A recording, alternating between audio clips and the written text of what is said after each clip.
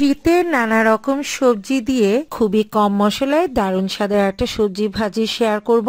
আর এইভাবে সবজি ভাজিটা রান্না করে আপনারা কিন্তু রুটি, পরোটা, সাদা ভাত কিংবা পোলাওর সাথেও সার্ভ করে নিতে পারবেন। খেতে খুবই মজার হয়। যারা একদমই সবজি খেতে পছন্দ করে না, আশা করছি তাদের কাছেও ভীষণ ভালো লাগবে। একদমই কম উপকরণে দারুণ স্বাদে কিন্তু এই ভাজিটা রান্না করে নেওয়া যায়। তো আজকে রান্নাটা করে নেওয়ার জন্য আমি প্রথমেই পাত্রে এখানে পরিমাণ মতো তেল দিয়ে দিচ্ছি। আর তেল গরম হয়ে আসলে আমি দিয়ে দিচ্ছি এতে হাফ কাপ পরিমাণ পেঁয়াজ কুচি আর কাঁচামরিচের ফালি দিয়ে দিচ্ছি 8 থেকে 10টা। তবে ঝালটা যার যার পছন্দ মতো বাড়িয়ে বা কমিয়েও নিতে পারেন। এবারে পেঁয়াজ কুচি আর কাঁচামরিচ ফালিটাকে কিছুটা সময় ভেজে নিতে হবে। যখন পেঁয়াজ কুচিটা কিছুটা সফট হয়ে আসবে, ঠিক এই সময় আমি এতে দিয়ে দিব 1 চা চামচ পরিমাণ আদা বাটা, দিয়ে দিচ্ছি 1 চা চামচ পরিমাণ রসুন বাটা।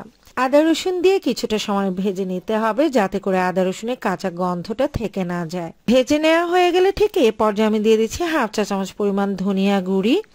আর এখানে আমি দিয়ে দিচ্ছি চা চামচের 3 ভাগের 1 ভাগ গরম মশলা গুঁড়ি।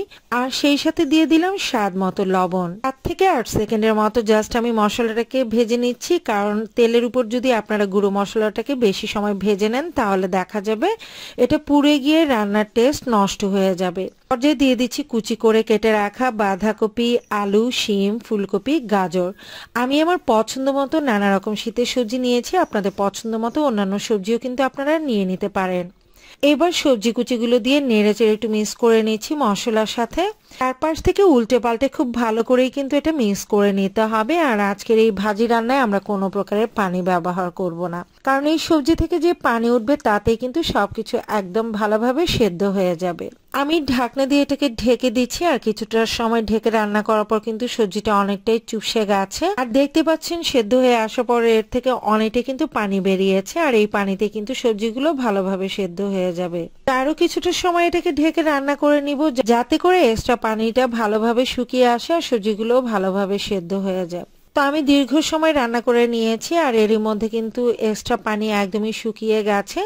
যখন এই সবজি ভাজিটা একদম ভাজা ভাজা টাইপ হবে, অর্থাৎ এটা থেকে তেল ছেড়ে দিবে, তখনই বুঝতে হবে ভাজিটা ভালোভাবে ভাজা হয়ে গেছে। যদি পানি চ্যাপচ্যাপ থাকে তাহলে কিন্তু ভাজির টেস্ট একদমই ভালো হবে না।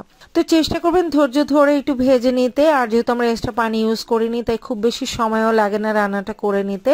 এরই মধ্যে কিন্তু আমার সবজি ভাজিটা প্রায় হয়ে গেছে, আর দেখতে পাচ্ছেন এটা তেল ছেড়ে দিয়েছে। তো এই পর্যায়ে আমি ভাজিটাকে নামিয়ে নিব। আর গরম ভাত, রুটি, পরোটা যে কোনো কিছুর সাথে কিন্তু এই ভাজিটা দারুণ লাগে। আশা করছি রেসিপিটি ভালো লেগেছে। ভালো লেগে থাকলে লাইক, কমেন্ট এবং শেয়ার করে দিবেন। বেশি ভালো লাগলে চ্যানেলটিকে সাবস্ক্রাইব করে সাথেই থাকার অনুরোধ রইল।